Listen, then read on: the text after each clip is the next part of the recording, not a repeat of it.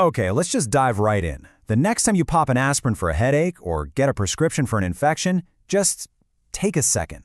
I want you to remember what you're about to see, because today we are going deep into the brutal, absolutely terrifying, and yeah, often deadly history of medicine. It's a history that makes our modern world feel like a straight-up miracle. No, really. Just think about that for a second.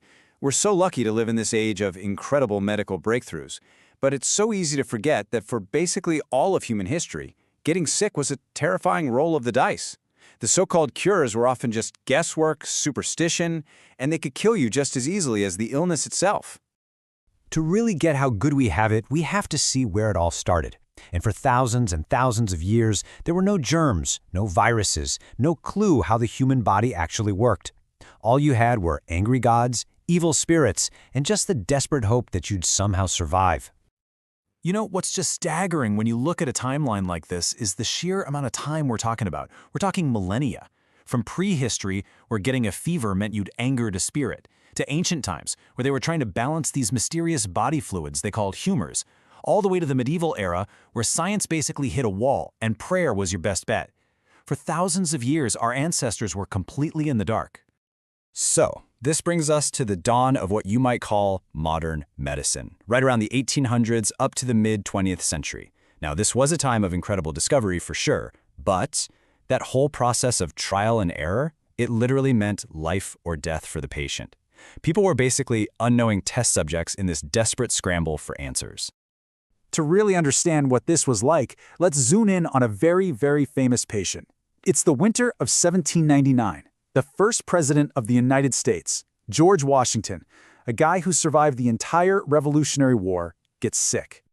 And what was this terrible, life-threatening illness? You're looking at it. It started as a sore throat, something we take some cough drops for and complain about.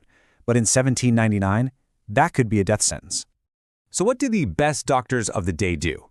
Well, they turned to the #1 hit on the medical charts, bloodletting. The whole idea was that you got sick because you had too much bad blood, and the only way to get better was to, well, drain it out. And this is where it just gets unbelievable. In less than 24 hours, his doctors drained over 2 liters of blood from him. That's nearly half of all the blood in his body. He didn't die from a sore throat. He died from the cure. He went into hypovolemic shock. But hey, it wasn't just bad theories. Some cures were just straight-up poison. Let's take the treatment for syphilis, one of the most dreaded diseases of the time. The so-called cure was this horrifying process. You'd be covered head to toe in a cream made of mercury. Then they'd lock you in a super hot steam room, hoping you'd literally sweat the disease and the mercury out of your body. This treatment was so notoriously awful, it actually spawned its own catchphrase, a really grim one. One night with Venus, a lifetime with Mercury. It just perfectly sums up the terrible deal you were making. More often than not, the patient just ended up with severe mercury poisoning, brain damage, and then death. A fate many thought was way worse than the disease itself. Okay, now let's talk surgery. Before anesthesia was invented in the 1840s, surgery wasn't about being careful or precise. It was a brutal, terrifying race against time.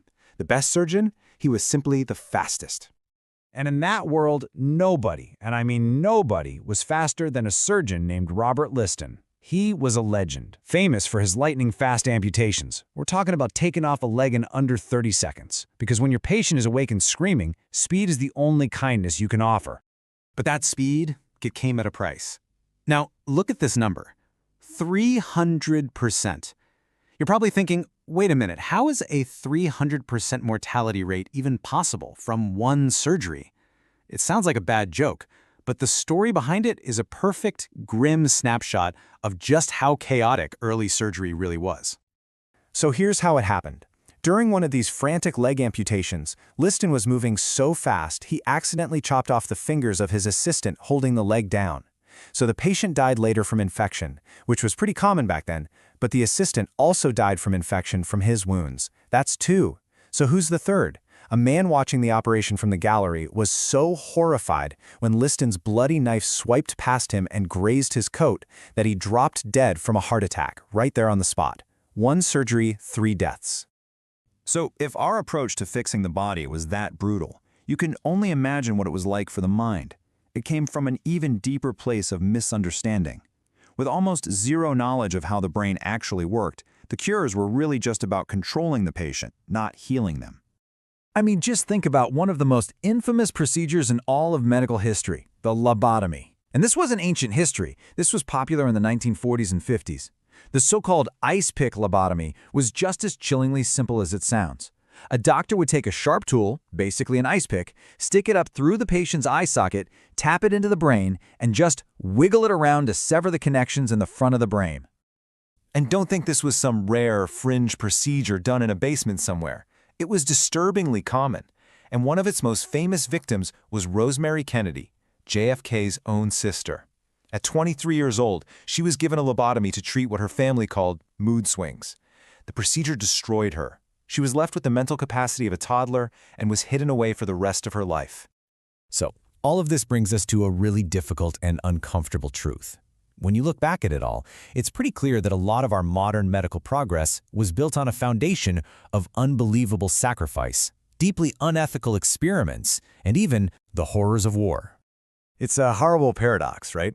But war has again and again pushed medicine forward at an incredible rate. You have intense pressure, tons of funding, and a tragic number of injured people. It's a grim laboratory for new ideas. Look at mustard gas in World War I, an absolute horror. But doctors noticed it completely wiped out soldiers' white blood cells. And that terrible observation led directly to the very first chemotherapy drugs to fight leukemia. Or the need for instant pain relief on the battlefield. That led to things like morphine injectors, which were the direct ancestors of tools like the EpiPen we have today. And sometimes medicine wasn't about healing at all. It was about persecution. A perfect, tragic example is Alan Turing. He was a certified genius, a man who basically won World War II by cracking the Enigma code. But he was prosecuted for being gay. His punishment, his quote-unquote treatment, was forced chemical castration. This so-called therapy completely destroyed him, physically and mentally, and he ultimately died by suicide. It's just a chilling reminder of how medicine itself can be turned into a weapon. So yeah, the next time you benefit from modern medicine, a vaccine, a successful surgery, any life-saving drug, just remember the long, brutal, and bloody road it took to get here. We are standing on a mountain of sacrifice, built by forgotten patients, by reckless pioneers, and even by the victims of war and hate. It really makes you wonder, as we keep pushing for that next great medical miracle, what's it going to cost?